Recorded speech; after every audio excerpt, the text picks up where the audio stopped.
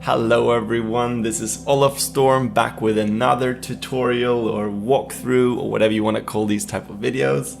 I did a video a while ago about making backgrounds for animations and digital paintings, and we used 3D as a base in those ones and we painted on top of the render. And I thought I would cover something quite similar in this video.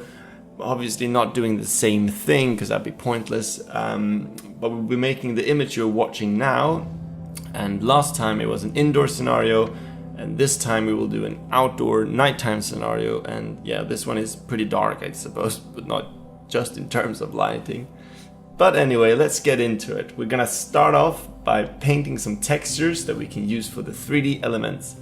And I drew this one in Procreate, the one I'm making now, but it can be done in any painting application really. So over time, by making these type of images, you build up quite a vast library of these type of textures, and they can be really useful later, as you can quickly just browse through them and select your unique materials that you draw yourself, and you can drag and drop them onto your 3D models till you find what you were after for that specific scene. So maybe you have some wood textures, maybe you have some grass, metal, concrete, you name it.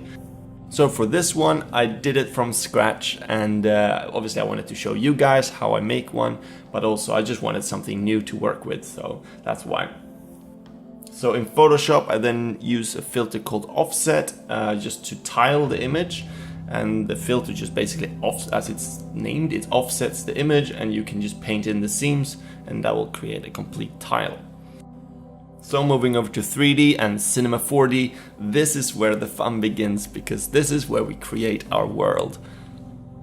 At this point, all I knew was that I wanted to make some kinds of rock on a field, but the whole massacre rabbit scenario came later, so I start off by modeling a simple rock shape and then drop my newly created texture on it. And I'm also pulling a grass texture out of my library so I can quickly give the ground some color. And so begins the creative process of laying things out. What's lovely about this method is that you can play around without having to commit to a specific design early on. And if you're not happy with the placement of some of the elements, you can always move them around till you find their spot. As I've mentioned in my previous videos, rendering wise, I'm using Arnold.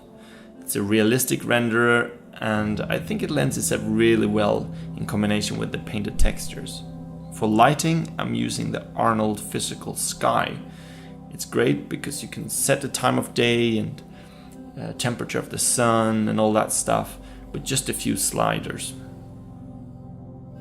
I never really go into crazy details with these, since I will paint on top of them later. So as long as I get the general composition, that's where I'm happy. The rest I can sort out later. So moving over to Photoshop, I start off by giving the image a good cleanup pass. There'll be seams on the textures and very hard edges from the 3D that need some softening. And then all you need to do is let your imagination flow and paint whatever subject matter you want. Mine turned into some kind of deadly ritual among rabbits, but I don't know where that came from. Maybe it was, I think it may be the accident of making the effect around the glowing sphere red, telling my mind it was time for some blood. But to be honest, accident might be the most powerful creative spark there is, as it surprises your brain and makes you see things from new perspectives. It's how we discover new designs and new patterns of thinking. Drawing the rabbits, I used the lasso tool to quickly draw out silhouettes, and that is by far the quickest way I know of creating characters. And that relies quite heavily on the accident theory, as these quite rough and random little shapes that I'm trying to mold into these rabbits will make my brain put the pieces together and force me to see the options of how they could turn into what I'm after. That could be a tutorial in itself later, so let me know if that's something you want to see. So I could have taken this image to a more finished state, but I let it be quite rough, and you can end up polish things forever anyway, so I just wanted to get the general techniques across to you guys. So I hope this covers some useful tips and tricks that you might be able to use in your own projects or whatever. This is currently the way I do all my backgrounds for my animated films, so please let me know in the comments your ways of doing things, or if this helped you in any way.